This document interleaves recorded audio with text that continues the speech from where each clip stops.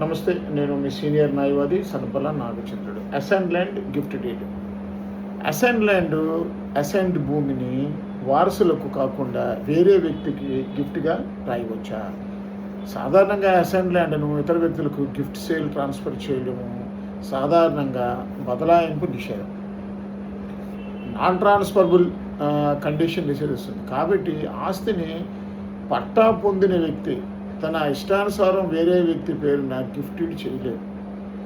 అయితే ఆస్తిని మరణించిన తర్వాత చట్టబద్ధమైన వారసులకు వారసత్వంగా హక్కు రావచ్చు. స్థానిక చట్టాలు షరతులపై ఆధారపడే ఉంటుంది. గిఫ్ట్ సేల్ ద్వారా మూడో వ్యక్తికి బదలాయింపు చేస్తే అది చెల్లని లావాదేవీగా పరిగణించబడే అవకాశం ఉంది, మరియు ప్రభుత్వం తిరిగి స్వాధీనం చేసుకునే అవకాశం కూడా ఉంటుంది.